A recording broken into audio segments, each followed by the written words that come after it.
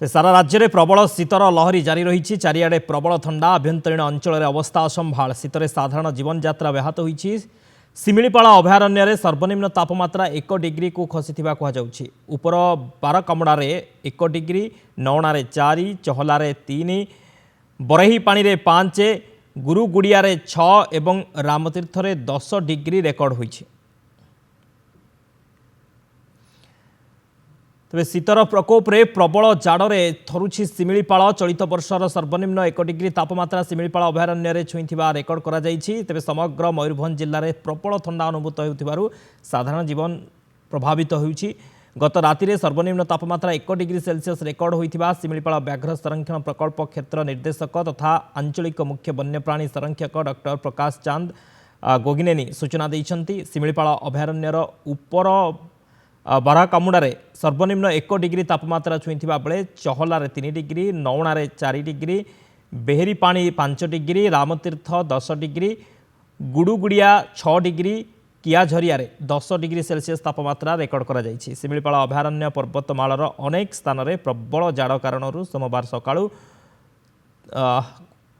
तुहिन आचरण देखा मिली। तेबे शिमिलीपाल अभयारण्य मध्य थिबा निषिद्धांचल गुड़िक तापमात्रा ह्रास जोगु राति रे घास गछ लता मानकरे मध्य काकर बिंदु जमाट बांधी तुहिनर आस्तरण में परिणत होइथिबा बेले तुषारपातर भ्रम सृष्टि करिछि। चलित वर्ष मध्य आहुरी तापमात्रा खसिबार यथेष्ट संभावना रही। उत्तर पश्चिम पवन प्रवाहित जोगु हाड़भंगा शीत अनुभूत हेउछि। आगकु तापमात्रा आहुरी कमिबा जोगु अधिक शीतर प्रकोप बढ़िबा सह तुहिनी आस्तरण देखा मिल पारे। वर्तमान पिकनिक ऋतु में राज्य तथा राज्य बाहर पर्यटकों सुओ छुटिबार लागिछि। शीत कुहुड़ी मध्य शिमिलीपाल प्राकृतिक परिवेशर मजा नेबार सुजोग को केही भी हाथछड़ा करने को चाहूनाहांती। सेबळे राज्यर प्रमुख सहर गुड़िकर तापमात्रा ह्रास पाई। राउरकेला तापमात्रा 5.7 डिग्री रही बेले झारसुगुड़ा 7.1, केन्दुझर 8.8, भुवनेश्वर 10.9 डिग्री सेल्सियस रही। Shatrughan Biswal Bhubaneswar reporter phone line रही। शत्रुघ्न, शीत बढ़ुची हाड़भंगा शीत वर्तमान तापमात्रा केमती देखुंट राज्यर को जगार सबुठ कम तापमात्रा रही?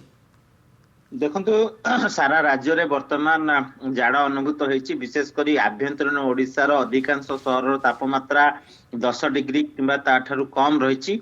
एवं चलित वर्षर सर्वनिम्न तापमात्रा भुवनेश्वर रे आज रेकर्ड करा जायछि 10.9 डिग्री।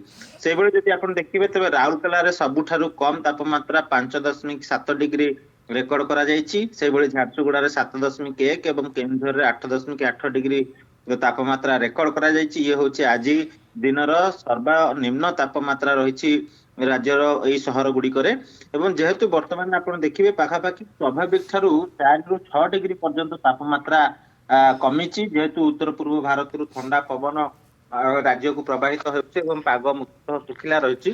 आउ गोटे पटे आपण देखिबे तबे 2 दिन पर्यंत राज्य में शीत लहरी जारी रहिबो बोली आंचलिक पाणीपाग विज्ञान केन्द्र पूर्वानुमान करिछि।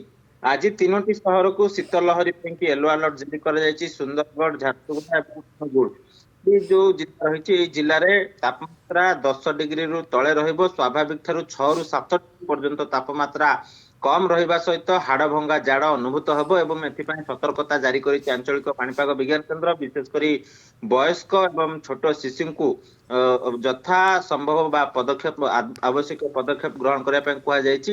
राति समय जेहेतु बाइक रे जो खोला बाइक रे बुलिवा न बुलिवा परामर्श दिया जायछि। से भली भाबरे यदि आपण देखिबे तबे आज ठारू 2 दिन पर्यंत राज्य रे कुहुड़ी आस्तरण मध्य देखा मिल। विशेषकर कलाहांडी, कंधमाल, बलांगीर और सुंदरगढ़ जिले में ये जो 4टी जिला रही 100 मीटर रु कम दृश्यमान दूरता रही। जानवाहन चलाचल समय सावधानता अवलंबन करने परामर्श दि जायछि।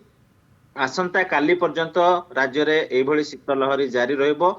18 तारिख ठारू जेहेतु गोटे बंगोपसागर गोटे लघुचाप क्षेत्र सृष्टि होगा जाउछि 18 तारिख ठारू କୋଡ଼ିଏ ତାରିଖ ପର୍ଯ୍ୟନ୍ତ ରାଜ୍ୟର ବିଭିନ୍ନ ଜିଲ୍ଲାରେ ହାଲୁକାରୁ ମଧ୍ୟମ ଧରଣର ବର୍ଷା ହେବାର ସମ୍ଭାବନା ରହିଛି କାରଣ ସମ୍ଭାବ୍ୟ ଲଘୁଚାପ କ୍ଷେତ୍ରଟି ବଙ୍ଗୋପସାଗରରେ ସୃଷ୍ଟି ହେବ ଏବଂ ତାହା ପରବର୍ତ୍ତୀ ସମୟରେ ପଶ୍ଚିମ ଉତ୍ତର ପଶ୍ଚିମ ଦିଗରେ ଗତି କରିକି ତାମିଲନାଡୁ ଉପକୂଳ ମୁହାଁ ହେବ।